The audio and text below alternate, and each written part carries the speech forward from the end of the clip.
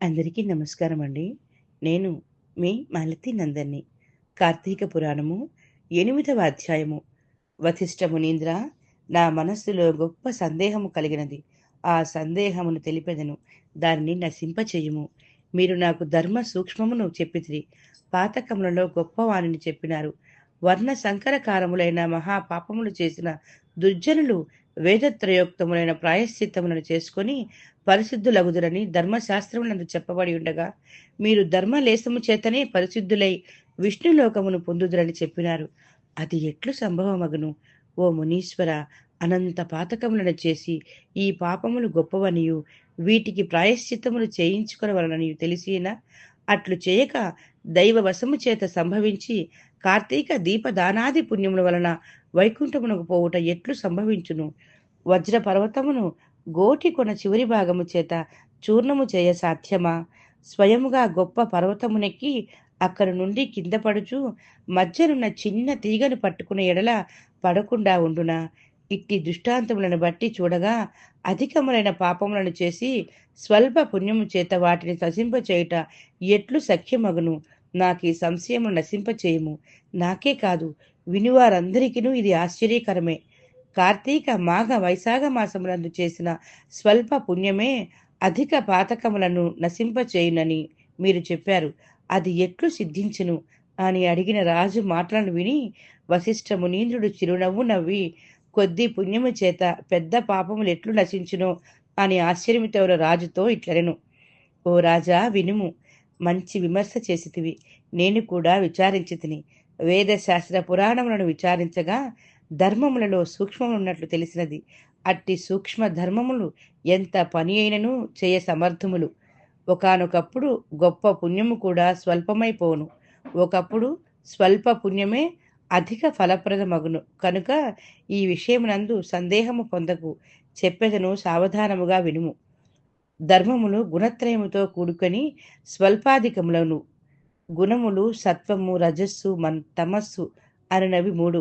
ఈ మూడు గుణములను ప్రకృతి వలన కలిగినవి. ప్రకృతి అనగా మాయ. అందులో సత్వగుణం వలన చేయబడిన ధర్మమును సూక్ష్మమందురు. ప్రాయశ్చిత్తములన్నీ తమస్సు వలన, కర్మకాండయంతయు రజోగుణం వలన కలిగినవి. తిరిగి జన్మ ఇచ్చునని తమోగుణం వలన చేసిన ధర్మము తామసమనబడను. ఇది నిష్ఫలము. ఇందులో సత్వగుణముతో చేయబడిన ధర్మమును సూక్ష్మమని నీకు చెప్పితిని. అది కొంచెమైనను కాలయోగము వలన వృద్ధి నొందును. దేశమనగా పుణ్యక్షేత్రము, కాలమనగా పుణ్యకాలము, పాత్రమనగా యోగ్యుడైన బ్రాహ్మణుడు. ఈ మూడు విధముల యోగ్యతను విచారించక విధిరహితముగాను మంత్రరహితముగాను చేయు దానాధికము తామసమనుమగును. ఇది ఎంత గొప్పదైనను సర్వ పాపనాశన సామర్థ్యం కలది కాదు. ఓ జనక మహారాజా, దేశ కాల పాత్రములను విచారించి చేసిన ధర్మము అక్షయమై మోక్షహేతువగును. ధర్మము అధికమో స్వల్పమో కాలమును బట్టి విచారించి నిశ్చయించవలను. దేశకాల విచారణ చేసిన ధర్మం వలన సుఖమును పొందుదురు. కాబట్టి జ్ఞానము చేత గాని అజ్ఞానము చేత గాని దేశకాల పాత్ర విచారణతో చేసిన ధర్మము అక్షయ ఫలము ఇచ్చును. ఇందుకు సందేహము లేదు. పర్వతము ఎత్తున్న కట్టెలను పేర్చి అందులో గురువింద గింజంత అగ్నిని ఉంచిన ఎడల ఆ కట్టెలనియు బూడిదెగను. గృహములోని చీకటిని చిన్న దీపం వెలిగించిన నశించును. చిక్కగా ఉన్న బురద నీటిలో ఎంత కాలము స్నానం చేసినను చివరకు నిర్మల జలమందు ఒకమారు స్నానమాచరించిన ఎడల ఆ మురికి పోవును. అట్లే అల్ప పుణ్యము చేత అధిక పాపములు నశించగలవు. అజ్ఞానము చేత గాని జ్ఞానము చేత గాని చేసిన పాపములు అధికములు గాని స్వల్పములు గాని హరినామ సంకీర్తం వలన నశించును. మహిమ తెలియక చేయబడినను హరినామ సంకీర్తనము చే పాపములన్నీయు వెదరు పొదలను అగ్నివలే దహించును. పైన చెప్పిన విషయమై ఒక కథను చెప్పెదను, వినుము. పూర్వకాలమునందు కన్యాకుబ్జమను క్షేత్రమందు వేదాంగ పారంగతుడైన సత్వనిష్ఠుడొక బ్రాహ్మణుడు కలడు. ఆ బ్రాహ్మణునకు పతివ్రతయు ధర్మాత్మురాలు అగు భార్య కలదు. వారిరువునకు చివరి కాలమున అజామినుడను ఒక కుమారుడు పుట్టెను. అజామినుడు దురాచారుడు, దాసీ భర్తయు, హింసకుడును, నిత్యము దాసీ సాంగత్యమందు ఆసక్తి కలవాడై ఉండెను. అట్టివాడు స్వల్ప పుణ్యము చేత అనగా తెలియక చేసిన హరినామ సంకీర్తన వలన తరించెను. ఆ అజామిలుడు ప్రవర్తించిన ప్రకారం ఎట్లైనా అజామిలునకు యవ్వనము రాగానే దుష్ట బ్రాహ్మణునింటిలో ఒక దాసి ఉన్నది.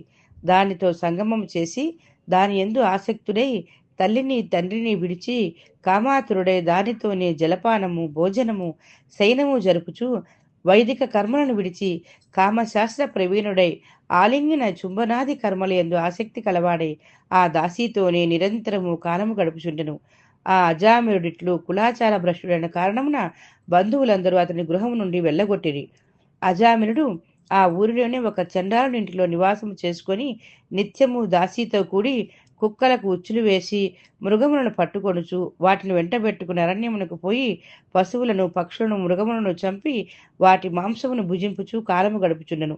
ఇట్లుండగా ఒకనాడు ఆ దాసి కళ్ళు తాగుదమని ఆశతో తాటి చెట్టు ఎక్కి కొమ్మ విరిగి కింద పడి మృతునెందెను.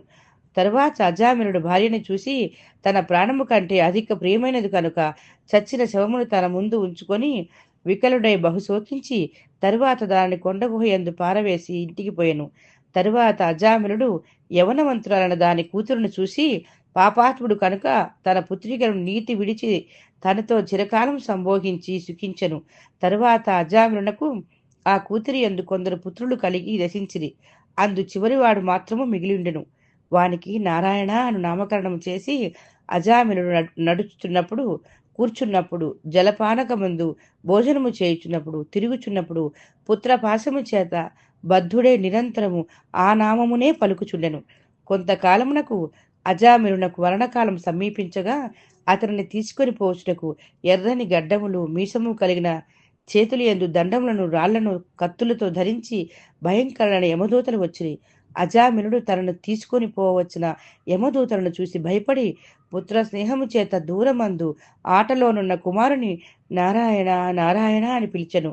ఆ పిలుచున్నప్పుడు భయము చేత దీనస్వరముతో పెద్దగా ఓ నారాయణ అని పలుమార్లు పిలిచెను. రాజా దైన్యముతో కూడి నారాయణ నామ సంకీర్తమును మరణకాలమందు అజామినుడు చేయగా విని యమదూతలు ఆలోచించి దగ్గరికి రాగా వెరచి దూరముగా పోయి భయముతో నుండిరి. అంతలో తేజోవంతమైన విష్ణుదూతలు వచ్చి యమదూతలను చూసి, ఓయి ఈ అజామినుడు మీవాడు కాని మావాడు కాని మీవాడు కాడని పలికిరి. రాజా, ఆ విష్ణుదూతలు పద్మముల వలె విశాలమైన నేత్రములు కలవారను పచ్చని పట్టుబట్టలు ధరించిన వారును పద్మాలంకృతు పద్మమాలాంకృతులను కిరీటవంతులను కుండలధారులను మంచి మాలికలు వస్త్రములు ఆభరణములు కలవారను 4 చేతులు కలవారను సుందర దేహులను శంఖ చక్రములను ధరించివారును తమ కాంతి చేత దేశమంతయు ప్రకాశింపచేయువారు అయి ఉండిరి.